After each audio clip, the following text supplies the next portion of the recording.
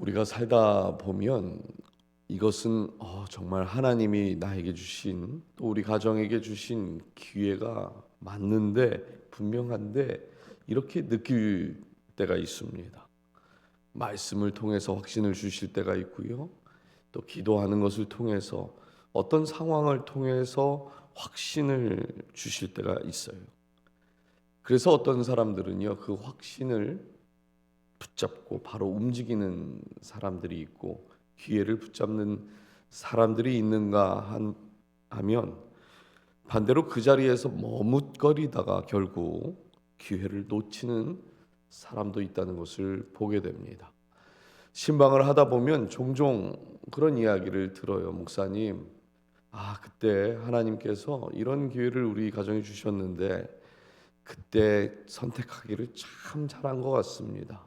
반대로 어떤 가정은요, 그때 그 기회를 저희가 잡았어야 되는데 그걸 놓쳐서 생각하면 생각할수록 후회가 됩니다.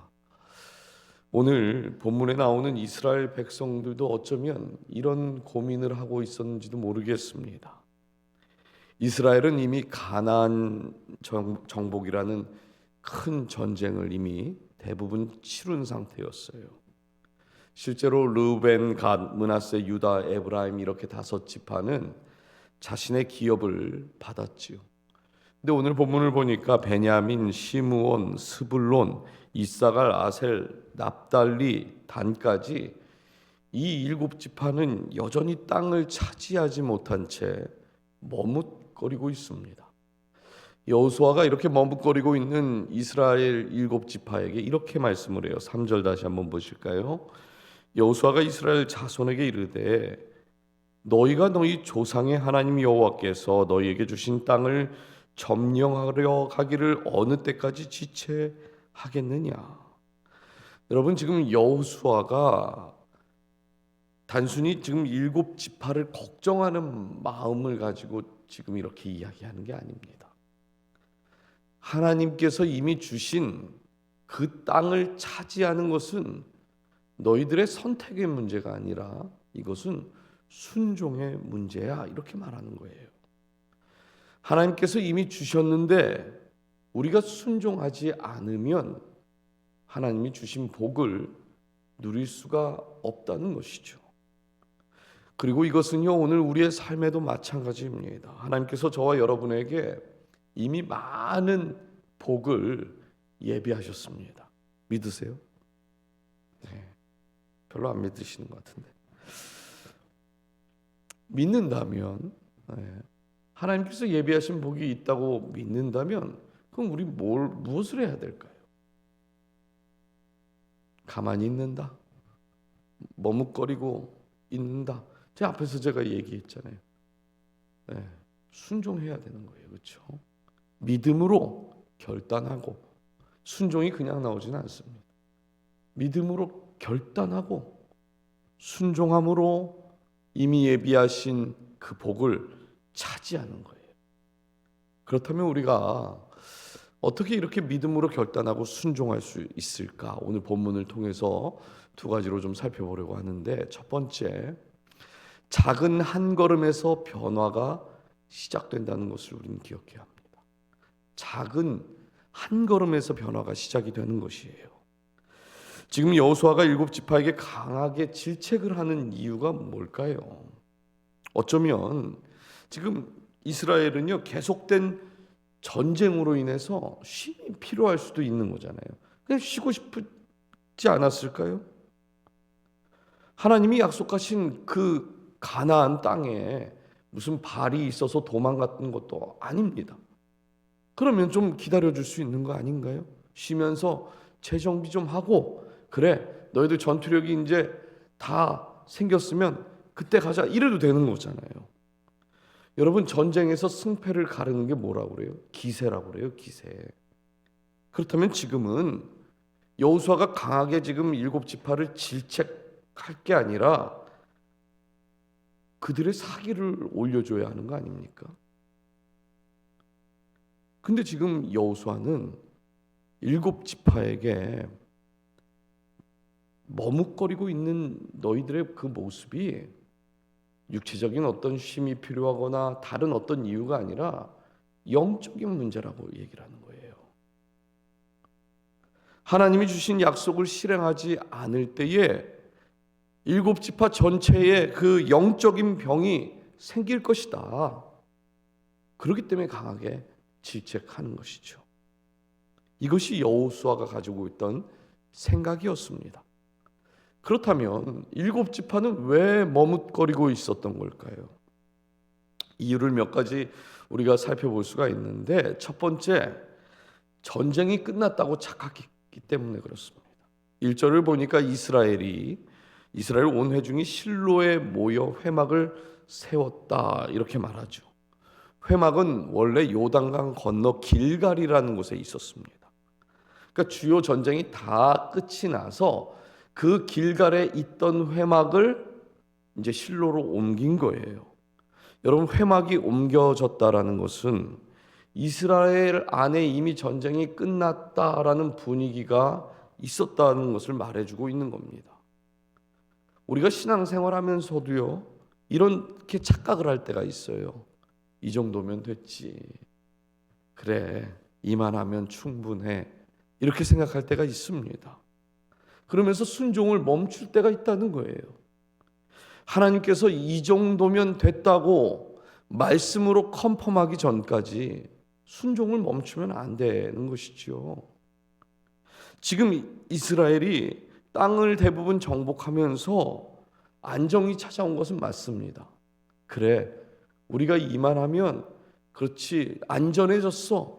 이제 저 가나안에 있는 저 족속들, 저 작은 이제 족속들은 우리가 충분히 제압할 수 있고 이길 수 있어. 지금까지 잘해왔잖아. 안정이 있는 건 맞습니다. 그런데 그 안정이 있다고 해서 순종을 멈추어도 되는가? 그건 아니라는 거예요. 우리가 조심해야 될 게 바로 이겁니다. 가정도 마찬가지고 교회도 다 마찬가지예요. 교회의 분위기가 좋아지고 안정되어지는 것 같으니까 그래, 이만하면 됐다.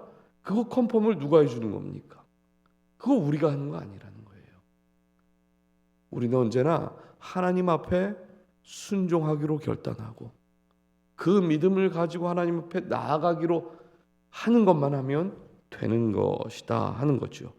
근데 이스라엘은 전쟁이 끝났다라고 착각을 했기 때문에 멈추고 머뭇거리려고 했던 것이에요. 두 번째, 누군가 대신 해줬으면 하는 그 기대가 이스라엘에 있었습니다. 여러분, 일곱 지파가 땅을 아직 분배를 못 받았는데 그 땅을 차지해야 하는 것은 누구의 몫입니까? 그들의 몫인 거죠. 여호수아가 땅을 대신 차지해 줄 수가 없는 거예요. 각 지파가 직접 가서 그 땅을 차지해야 합니다. 신앙의 영역도 마찬가지예요.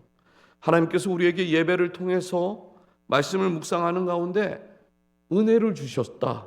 그러면 그 말씀을 받은 내가 순종하는 거고 결단하는 거고 그 말씀을 살아내는 것이 먼저인 것이지, 내가 오늘 은혜 받았다고 집에 가서 오늘 유튜브 좀 들어봐. 당신한테 한 말이야. 그게 아니라는 거예요. 은혜 주신 사람이 그 받은 말씀을 살아야 한다는 것이죠. 세 번째, 그들에게 여전히 남아있는 두려움이 있었습니다. 대부분의 전쟁이 끝났지만 가나안 족속이 완전히 사라진 것은 아니었거든요. 무슨 말입니까? 싸워야 할 대상이 아직 있었다는 겁니다. 먼저 땅을 차지한 그 지파들을 일곱 지파가 보면서 아마 부러웠겠죠. 예? 어쩌면 쟤들은 우리가 싸워야 할 그 싸움에 어쩌면 대충 싸울지도 몰라. 그리고 계속된 그 전쟁 때문에 아마 지치기도 많이 지쳤을 겁니다. 하나님이 함께 하신다 하지만 왜 안 두렵겠냐고요. 두렵죠. 그렇죠? 이런 마음이 있었을 거예요. 우리도 종종 이렇게 생각할 때가 있습니다. 완전히 내가 안전해지면 그때 내가 좀 해보겠다. 내 삶이 안전해지고 내 가정이 안정권에 들어와야 되고 내 일터와 사업이 안전해지면 그때 해도 되는 거 아닌가? 이렇게 생각하지요. 하나님께서 이런 우리의 마음을 이해하고 인정해 주시면 참 좋겠는데, 하나님은 이렇게 말씀하세요. 순종은 두려움 속에서 하는 결단이다. 여러분, 순종은요, 내가 안전해졌기 때문에 내 계획과 내 생각대로 진행될 것을 알기 때문에 하는 것이 순종이 아니라, 순종은 두려움 가운데 있을 때 하는 것이 순종인 것이에요. 이렇게 말은 제가 해도 순종하는 게 두려움 속에서, 어려움 속에서, 건강이 안 좋을 때, 우리의 가정 속에 어떤 갈등이 있을 때, 힘들 때 순종하는 것이 쉬운 일이 아니죠. 그게 제가 지금 순종이 쉽다고 말씀드리는 거 아닙니다. 여러분, 순종하려면 뭐가 필요할까요? 순종하려고 하는 그 대상에 대해서 신뢰가 있어야 되잖아요. 믿음이 있어야 합니다. 그렇죠? 남편과 아내 사이에서 신뢰와 믿음이 없으면 거기서 순종이 나올까요? 순종 못해요. 부모에 대한 믿음과 신뢰가 없으면 자녀는 겉으로 네네 그렇게 말은 하겠지만 절대 부모의 말에 순종하지 않습니다. 그래서 순종을 믿음의 문제라고 하는 것이에요. 여러분, 그러면 우리가 순종하기 위해서 믿음이 필요하고, 그 믿음이 생기려면 어떻게 해야 돼요? 어려운 상황 속에서 순종하는 것이 하나님의 뜻이잖아요. 그러면 그 순종하기 위해서 믿음이 필요하다고 그랬습니다. 그러면 그 믿음이 생기려면 어떻게 해야 돼요? 믿음은 어디서 나온다고 그래요? 들음에서. 순종해야 되는 그런 상황이 오면 그때 우리가 해야 되는 건 이 말씀 붙드는 거 외에는 다른 방법이 없다는 거예요. 왜요? 우리의 믿음의 대상이 이 말씀 속에 있기 때문인 것입니다. 이 말씀을 들어야, 이 말씀을 읽고 묵상하고 마음에 새겨야지만 그 하나님에 대한 신뢰가 생기는 것이고, 하나님에 대한 신뢰가 생기고 믿음이 생겨야지만 지금 내 상황이 두려워도 결단할 수가 있는 것이죠. 마지막 넷째, 명확한 방향과 계획이 없었기 때문에 머뭇거린 거예요. 계획이 없어서 못 움직이는 경우도 많지만 움직이기 싫어서 계획을 안 하는 사람들도 많습니다. 여러분, 어떤 목사님이 은퇴를 앞두고 이렇게 고백을 했어요. 힘을 달라고 기도했더니 하나님께서 나에게 강하게 만들 시련을 주셨습니다. 지혜를 달라고 기도했더니 하나님은 내가 풀어야 할 문제들을 주셨어요. 또 용기를 달라고 기도했더니 하나님은 극복해야 할 위험들을 주셨습니다. 사랑을 달라고 기도했더니 하나님은 도와야 할 상처받은 사람들을 나에게 보내주셨습니다. 은퇴할 때가 되어서 되돌아보니까 하나님께 기도했던 모든 기도가 하나도 빠짐없이 이렇게 다 응답되었더군요.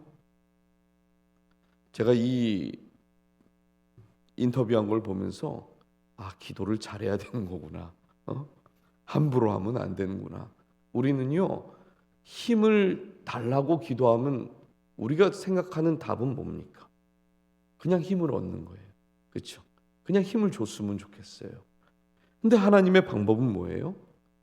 나를 강하게 만들 시련을 주신다는 겁니다.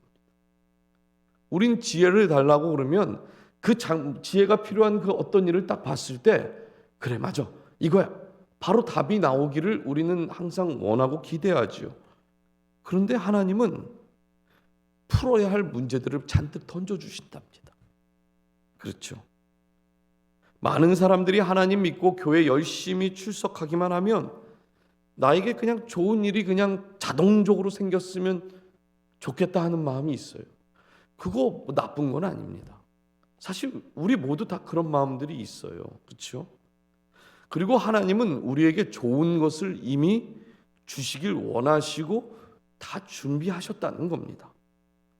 준비하고 예비하신 거 그냥 준비했는데 그냥 주면 안 되나? 나에게 줄 거라면서 왜 하나님은 그거 그냥 주면 좋을 텐데, 좀 전에 말씀드린 것, 지혜를 달라고 그러면 문제를 주고, 힘을 달라고 그러면 시련을 주고, 용기를 달라고 그러면 극복해야 할 위험을 왜 그렇게 주시는 거냐고요. 아브라함을 한번 생각해 볼까요? 여러분, 아브라함을 한번 보세요.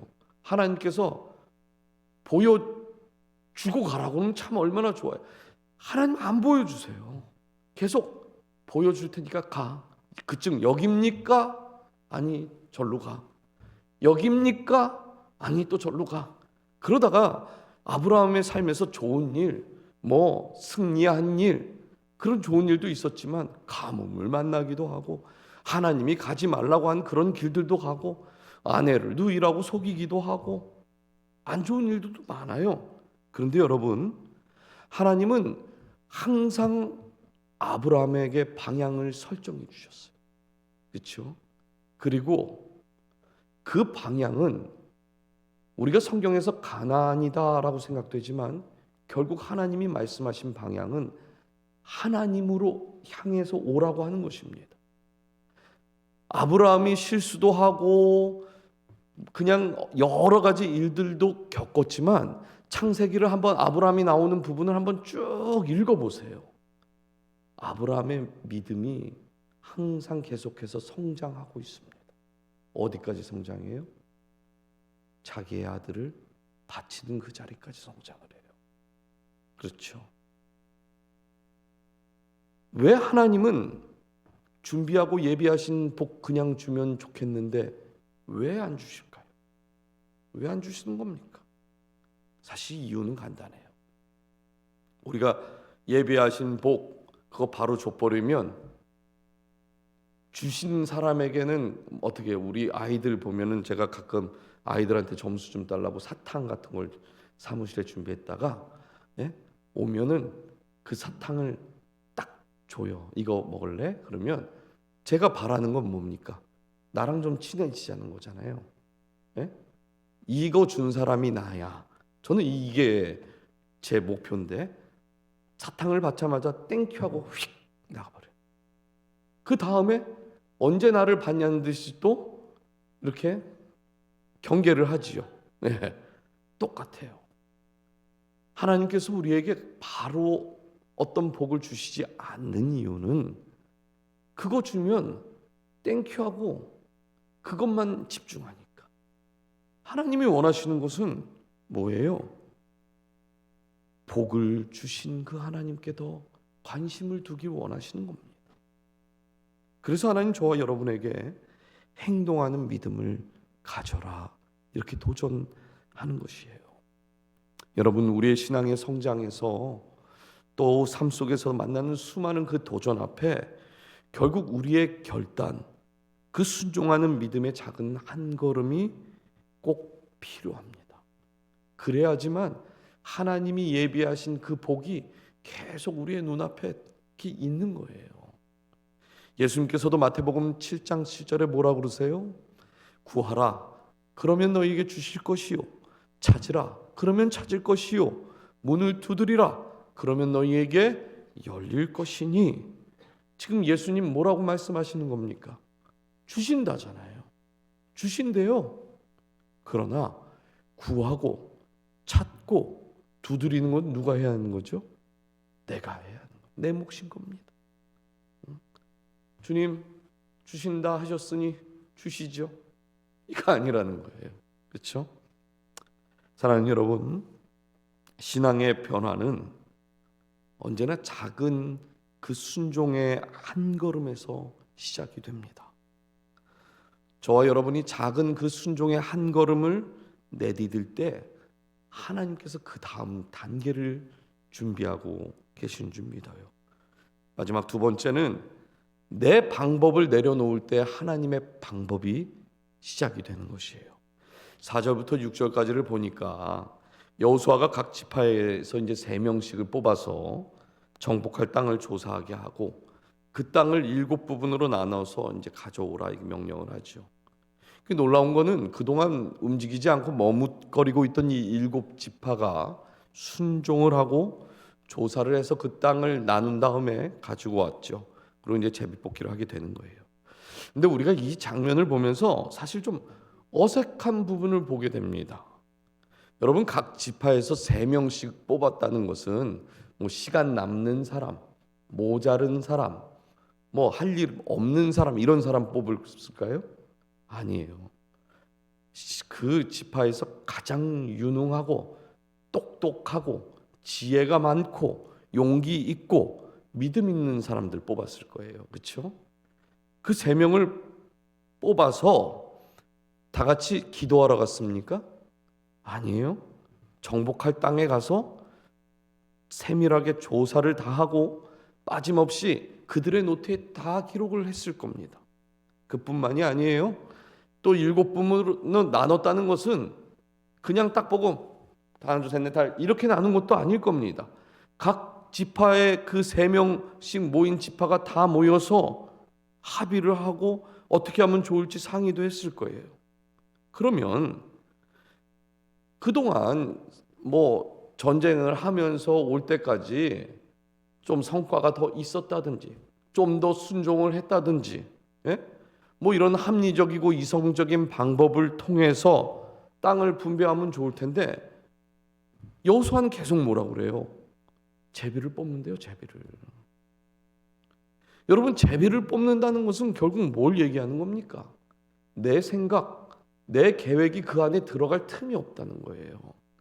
세상 말로는 그냥 운으로 뽑는 거예요, 운으로. 아니, 이럴 거면 못하라. 제비 뽑을 거면 못하라. 3명씩 뽑아서 조사를 시킬까요? 마지막에 제비 뽑을 건데. 그렇죠? 이것을 통해서 우리가 발견하게 되는 것이 한 가지 있습니다. 지금 여호수아가 제비를 뽑겠다고 계속 얘기하는 이유는, 이 방법은 여호수아가 생각한 방법이 아니라 뭐예요? 하나님이 말씀하신 방법이라는 거예요. 그러니까 여호수아도 철저하게 누구의 방법을 따른 겁니까? 하나님의 방법을 따른 거예요. 여호수아가 생각이 없었던 사람이 아니고 무능했던 사람이 아니라 철저하게 여호수아가, 그 리더가 하나님의 방법을 따랐다 하는 것이죠. 여기 계신 분들 중에서 하나님의 뜻을 따르는 것이 중요하다는 거 모르시는 분 계십니까? 없어요. 다 알아요, 우리. 근데 문제는 알면서도 실제 하나님의 뜻을 따르고 실천하는 것이 잘 안 돼요. 그렇죠? 이스라엘 보십시오. 3명씩 착출해서 정탐하고 분석하는 거 다 기록해 놓고 잘 나눠서 7개로 나눴는데, 이거 온통 이 안에 뭐가 들어요? 내 생각, 내 계획, 우리가 눈으로 본 거, 들은 거, 경험한 거 다 들어가 있잖아요. 그런데 끝에서는 제비를 뽑아요. 무슨 말인가? 하나님의 뜻을 따라야 하는 것은 알지만 문제는 항상 어디에서 찾아오는 겁니까? 내 계획, 내 생각, 이것이 하나님의 뜻과 너무 다르다는 거예요. 우리가 생각한 것, 우리가 듣고 보고 경험한 이 모든 것들이 하나님의 생각과 맞으면요, 우리가 순종하는 게 별로 안 어려워요. 그렇잖아요. 내가 와, 하나님 이렇게 준비하시네? 그럼 그게 어려운 사람이 어디 있습니까? 그건 다 할 수 있어요. 문제는 내가 보고 듣고 경험하고 조사하고 분석하고 그 다 준비해서 이렇게 가지고 왔는데 어느 날 말씀을 보다 보니까 하나님 그거 아니래요. 와, 나는 지금 이거 다 준비해서 이제 짠 하고 가면 되는데, 기도하고 있는데 하나님 그거 아니라는 거예요. 하나님, 내가 이 사업을 지금 이렇게 넓히려고 확장하려고 이렇게 준비하고 있는데 갑자기 어느 날 어려움이 찾아오고 갈등이 찾아오고, 그때 순종하는 것이 쉬운 게 아니라는 거예요. 하나님은 종종 우리에게 익숙한 환경을 떠나게 하실 때도 있습니다. 불가능할 것 같은 그런 상황에서 믿음이 아니면 답이 없는 것처럼 보이기도 하세요. 성경을 한번 보세요. 온통 다 그런 이야기예요. 그렇죠? 아니 다니엘이 그것 좀 먹으면 뭐 어떻습니까? 그 왕의 식탁에 나온 그 음식 좀 먹고 매일 기도하는 사람이니까 하나님 오늘도 제가 죄를 졌네요.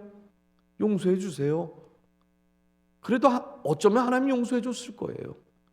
그런데 왜 사자굴에 들어간다고 그러고 왜 그 풀무불에 왜 들어간다고 하는 겁니까 도대체? 예? 성경을 보면요 온통 다 그런 이야기예요. 믿음 없으면 불가능한 이야기다. 세상에서 배우고 경험한 그 방법들이 우리의 삶에서 통하지 않을 때가 많다 보니까 늘 말씀과 내 삶이 충돌하는 지점을 우리는 살게 됩니다. 여러분 세상은 성공하려면 뭐라고 해요? 계속 경쟁에서 이겨야 한다고 그러잖아요. 너의 힘, 너의 능력을 빨리 키우라고 그래요. 우리가 왜 그렇게 아이들 좋은 대학 가라고 하는 겁니까? 예? 커뮤니티 칼리지 가면 그냥 큰일 나는 줄 알아요. 아이들 좋은 대학 왜 거기 가야 되는 거예요? 이 세상에 나가서 경쟁해서 잘 살아남아야 되는 거니까. 근데 하나님은 항상 뭐라고 말씀하세요? 언제나 순종하고 언제나 겸손해라. 눈에 보이는 것 따르지 말고 눈에 보이지 않는 말씀을 따라서 믿음으로 행동해라. 이렇게 요구한다는 거예요. 이러한 차이 때문에 하나님의 길을 따르는 것은 늘 우리에게 어떤 마음을 주는가? 손해본다. 하나님의 말씀을 따르면 손해본다. 이런 생각을 하게 만들어요. 근데 시편 37편 5절에서 시편 기자가 이렇게 말합니다. 너의 길을 여호와께 맡기라. 그를 의지하면 그가 이루시고. 하나님께서 분명하게 말씀하십니다. 이루어 주신다. 주실지도 모른다가 아니에요. 이루어 주신대요. 근데 전제가 있지요. 우리가 뭘 해야 되는 겁니까? 맡기고 의지해야 되는 거예요. 여호수아는 머뭇거리는 이 백성들을 깨우기 위해서 막연한 믿음을 그들에게 던진 것이 아닙니다. 실질적인 해결책을 제시한 거예요. 앞에서도 말씀드렸지만 믿음으로 내디딘 그 작은 한 걸음에서 이미 이스라엘은 변화가 시작되었던 것입니다. 하나님이 원하시는 믿음은 어떤 믿음인가? 움직이는 믿음, 행동하는 믿음. 분명한 건 머뭇거리는 상태에서는 절대 하나님 축복 주지 않는다는 것. 머뭇거리는 상태에서는 우리는 도저히 하나님이 예비하신 그 복 누릴 수 있는 방법이 없다는 것입니다. 결국 믿음의 결단을 내려야 돼요. 하나님의 뜻을 따르는 그 사람들만이 하나님이 예비하신 그 복을 소유하게 되는 줄 믿습니다. 그래서 머뭇거리는 것은 선택의 문제가 아니라 우리의 신앙과 태도를 결정하는 중요한 요소예요. 우리가 잘 아는 말씀 잠언 16장 9절 우리 한 목소리 한번 읽어보실까요? 시작.